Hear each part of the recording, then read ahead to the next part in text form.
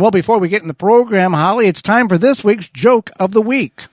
Okay, so you know Noah and his ark. Yes. What vegetable did Noah leave off the ark? I know animals are the popular thing. Watercress, water something. Leeks. Oh, because it didn't leak. Yeah. All right. This week's joke is brought to you by Rescue.com.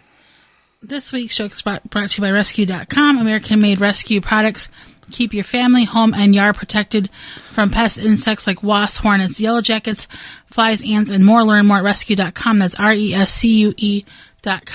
Weeds and trees, unwanted weeds, which is probably most of them, and then unwanted trees, or trees that come up in places that you don't want to, that are natural in your area, or trash trees, as some people may call them, weed trees. We're going to talk about what to do with these now. So we should talk about why you might not want one of these trees. Well, people, think that trees are good. Trees all trees produce some level of photosynthesis and oxygen. However, some of these trees are what I call trash trees or weed trees. They have no distinct purpose, meaning they're not good for any fruit production. They're not good for berry production. They're not good when you allow them to grow. They're just going to get very shrubbery, and some of them have thorns and stickers on them. They don't serve a purpose. They've naturally crossed, and it's just like weeds in your garden. There's not a beneficial purpose. You'll see trees like this or shrubbery like this in along the side of the road type of tree situation. Right, and like you said, they're just not something. They could be invasive or whatever. So one thing you want to do is, no matter if it's a weed or a tree, is you want to make sure you pull it from the roots as much as possible. So you don't just go out there and hack it off. Yeah, this tree is here. I'm just going to pull it a little bit and get what I get. No, you want to make sure that you try to get the root part out as much as possible. Removing the roots, any fibrous root system that's left, especially with weeds, will propagate again very quickly. Trees are a little more slower, but some of them will if you leave roots there. And we see this with live trees that are cut down, that they will start regrowing suckers or new growth from it. It's not going to be nearly as strong as the original tree, but it's in a survival mode and trying to continue to grow. Now, we do have several companies that sponsor the program, that believe in what we're doing, that have products that can help you in these situations. Weed-wrench.com is a product, a lightweight tool in which you can utilize to remove woody plants and small trees. It's 43 inches tall. It can go, there are two models. One can go 1.5 inches in diameter. The other one can go 2.25 inches in diameter. And you can do it upright. You can do it standing up. And it's an 8-to-1 pulling ratio. So for every 8 pounds of pull, it's actually going to only cause you to use 1 pound. It's a leverage thing. So isn't that physics or something like that? Yeah, that's physics. So that's a tool in which you can all find all of these under the money tab at the WisconsinVegetableGardener.com, top of the page. Cobra Head Tools. Weed-wrench. Use coupon code WEED to save $10 off your order. Cobra Head Tools, Wisconsin made, a unique tool in order to excavate the roots of weeds out of your garden. Also, it can use for for planting, making rows. Use coupon code SOIL to get 10% off of that. And then you can also use Nat Green products from Nat Green product, not natgreen.com. No more weeds. It is a bio-preferred certified non-selective herbicide, certified organic. You can use free ship for me on orders over $50.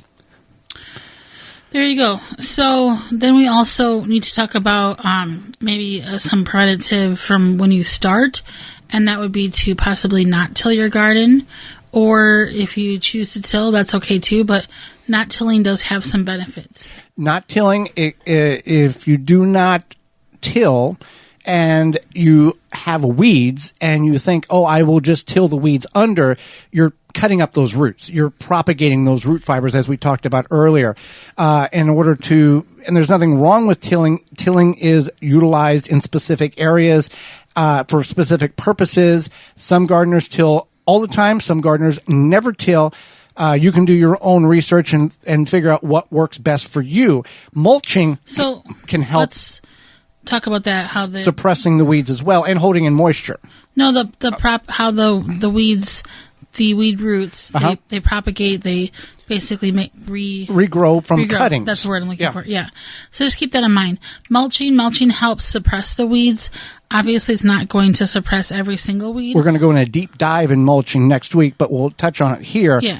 Natural mulches are the best. Chemical-free, seed-free grass clippings, organic straw, leaves, shredded paper, those type of things. Anything natural that will naturally break down over the course of the growing season. Synthetics like rubber chips, wood chips will take a long time and can take nutrient and nitrogen out of the soil to break down. So you want to kind of avoid those in annual growing beds. Perennial beds, that's different.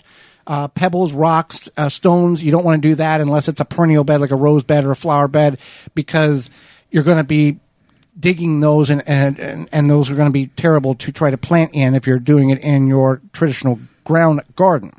Yeah, so you want to kind of smother the weeds by suppressing them with the mulch, just like you're preventing them from getting sunlight, which does help. You can do a solar. You can solarize the ground, putting black plastic or clear plastic over the area. And so we tried this. Well, we didn't we did it with weed barrier. We didn't necessarily do it in the purpose of baking the soil to kill the viable weeds and seeds. We did it simply as a weed barrier and didn't take the step of solarization, where you leave it for a growing season and basically you're baking the soil to a high temperature to kill all viability of anything in that or under that area. So can you achieve this without using a whole growing season? Like, say, I don't know. Like temporarily, I would say yes, you can. Some people want to do it that whole, like if they're going to do an area of the yard, they will leave it down the whole season in order to completely bake and dry that soil out and heat that soil up so there's nothing viable. And then when you re-moisturize that, that's when you can bring back the worms and the microbial life in that realm. But on a small scale, you could do this probably a week or two if you're wanting to kind of purify the soil or cleanse the soil, I guess. In a raised bed, if you have problems with weeds, cover it with black plastic or clear plastic, and then just allow the solarization happening. Like if you're in Texas and it's 2 weeks of 100-degree days, that would be the perfect time to do it. Nothing's going to survive after that. Yeah, no, especially if you're in Texas, that's for sure. So what about the removal of weeds? Yeah, we talked about pulling them out, which can be tedious, can be difficult, hard on the back. Certain weeds will cut your hands, so gloves may be an alternative. But also staying on top of it is good too. Correct. Yeah. Just as they begin to germinate, taking a garden hoe and just knocking them down, and by doing that, you're going to run out of viable weed seeds that are trying to germinate. Also, by tilling, you can bring those dormant seeds up to the surface. But if things get away from your weeding regiment, which it all happens to all of us, a good garden fork, not a hay fork, a good garden fork, thick like tines. A four-tine. Yeah. Four-tine flat. Heavy tine. Yeah. In order to loosen the soil up, in order to let the soil break away from the roots and then remove the plant and the roots. You want to do this when the soil is slightly damp. Too dry doesn't work very well. Slightly damp. And if it's muddy, you're going to have to wait. It's not going to do it. It's not going to work. If it's muddy, it's going to get clumpy. And you're going to have big clods, and that's not going to break apart very easily. You're going to have to work and get in that. So you will notice whenever you take a garden fork and you flip the soil up where there's weeds, that soil will basically fall through the tines, and the weeds will stay there with the roots intact, and you'll remove like 95% of the roots. There's going to be some fibers in there. You're always going to have some level of weeds in your garden regardless. And that's just how it is. No matter how purified your garden is, if you use mulch, that's going to help knock out the remaining ones if you've purified your garden and you've worked years in order to remove the seeds. Also, seeds fly in from birds, from the wind. So unless you are in a enclosed garden, like some sort of biodome, right? Yeah. You're going to have some type of intrusion of weeds in your garden. Dandelions can fly 5 miles. So keep that in mind. It's just one of those things. It's one of those things, yeah. Right.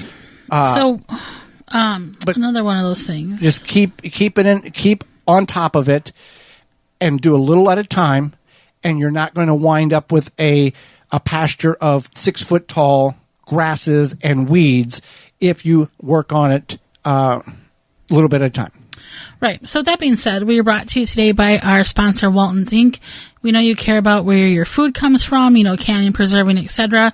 But what about the meat? At waltonsinc.com, you can get equipment, seasoning, and supplies to make sausage, jerky, and any other meat product your way to your high standards. You want to make snack sticks that people will actually like. Walton's created meatgistics.com. It's an informational site to help you make the best finished product. They even have their own line of meat grinders, mixers, and sausage stuffers to help you go from animal to edible. Walton's everything but the meat. You use code GROW50, GROW50 at waltonsinc.com to save 10% off your orders of $50 or more.